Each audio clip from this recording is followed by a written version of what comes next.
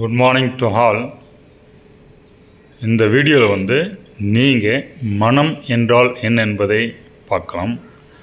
மனம் என்பது நம்முடைய கடந்த கால வாழ்க்கையின் தொகுப்புகளை ஒன்றிணைத்து அந்த நினைவு பதிவுகளை வைத்து நம்மளை திரும்ப திரும்ப ஒரே மாதிரியாக இயங்க செய்கிற ஒரு சாஃப்ட்வேர் தான் இது.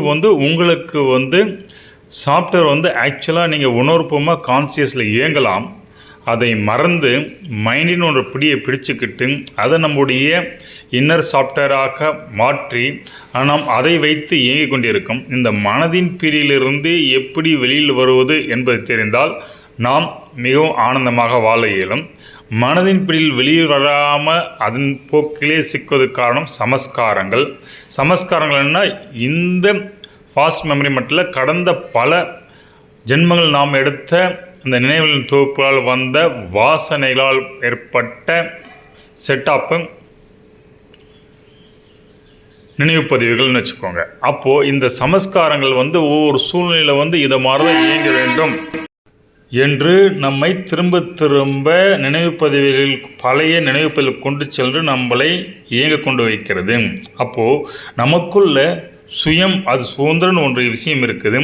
அது செயல்படாமல் இந்த மனம்தான் தடைகளை ஏற்படுத்தி அதனுடைய போக்கில் நம்மளை இட்டு செல்கிறது. இதுக்கு உதாரணம் என்றாக்கா, மனம் ஒரு ஹேபிட்னா கூட வச்சுக்கோங்க. நீங்கள் நல்ல விஷயங்களை பதிவு செய்தால் அது நல்ல ஹேபிட்டாகவும், உங்களுக்கு விரும்பத்தகாத விஷயங்களை பதிவு செய்தால் அது உங்களுக்கு ஒரு கெட்ட ஹேபிட்டாகவும் மாறுது.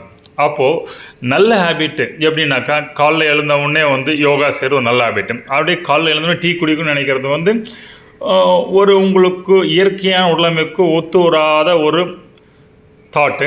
ஸோ இதை மாதிரி அந்தந்த டைமுக்கு அதுதான் செய்யணும் அப்படின்னு ஒரு ரொட்டீனில் இந்த ரொட்டீன்லேயே உங்களை இயங்க செய்கிறது உங்களுடைய மனமைப்பு. இது எப்படின்னாக்கா, நியூரான் கனெக்ஷன் மூலம் பிரெயினில் நடக்குது. அப்போது நல்ல விஷயங்களை ஒரு பழக்கமாக மாற்றிக்கொண்டு அதன் மூலம் இயங்கினால் அது உங்களுக்கு உந்து சக்தியாக இருந்து உங்களுக்கு ஒத்து வராத விஷயங்களை உங்கள் வாழ்க்கைக்கு ஏற்ப ஒத்து வரும் நடைமுறைகள் உங்களை சிக்கல் உண்டாக்குற விஷயங்களே உங்களை அறியாத அன்கான்சியஸாக உங்கள் கடந்த காலில் நடந்த விஷயங்களை வைத்து மன அமைப்பில் பதிய செய்து அது திரும்ப திரும்ப உங்களை அதே வேலையை செய்ய திரும்ப நிர்பந்தப்படுத்தினால் அதனால் நீங்கள் எண்ணல் படுகிறீர்கள். இதெல்லாம் மனத்தின் மூலம் தான் நடக்குது. அப்போது மனம் என்பது கடந்த கால நினைவுகளின் தொகுப்பு, ஒரு ரெக்கார்ட் கேசட் மாதிரி நம்மளுக்குள்ளே வேலை செய்யுது. அப்போது இதனுடைய பிடியிலிருந்து எப்படி வெளியில் வர்றது, இதுக்கு நல்லா புரிஞ்சுக்கணும்.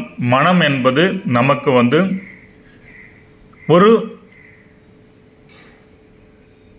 கைட்லைன்ஸ் கொடுக்குது. ஆனால் அது சரியாக தவறா என்று பார்த்து இல்லாமல் கொடுக்குது. ஏன்னா இந்த மனம் புத்தியை கொண்டு தான் இயங்கணும். ஆனால் புத்தி சரிவர செயல்படாமல் மனம் முன்னெடுத்தே நம்மளை செயல்பட வைக்கும்போது நம் சிக்கலுக்குள்ளாகும். அப்போது இந்த அந்த கரணங்கள் பார்த்தோம். இதில் சித்தம், மனம், புத்தி, ஆங்காரம்னு பார்த்தோம். இது எப்படி செய்யணும்னு பார்த்தோம். அப்போது இந்த மனத்தின் பிடியை கம்மி பண்ணாக்கா அதுக்கு மந்திரம் ரொம்ப நல்லா வேலை செய்யும். அப்போ மந்திரம் எதுனாக்கா, உங்கள் பிடித்த வார்த்தைகளே ஒரு மந்திரம் தான். ஆனால் அதற்காக ஒவ்வொரு மந்திரமும் ஒரு சர்டன் ஃப்ரீக்குவன்சி உங்களுக்குள்ளே உருவாக்கி உங்களுடைய ஃப்ரீக்குவன்சி ஐயா வச்சு உங்களுடைய கான்சியஸில் ஐயா இருக்கிறது உதவி செய்யுது. அதற்கு பல மந்திரங்கள் ஒவ்வொரு சமயத்தில் சொல்லப்பட சனாதனத்தில் இதுக்கு நிறைய மந்திரங்கள் இருக்குது.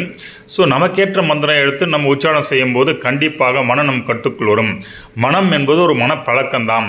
அந்த பழக்கத்தை நீங்கள் எப்படி ஏற்படுத்தினீங்களோ அதற்கேற்ப உங்கள் மனம் உங்களுக்கு ஒத்துழைக்கும்.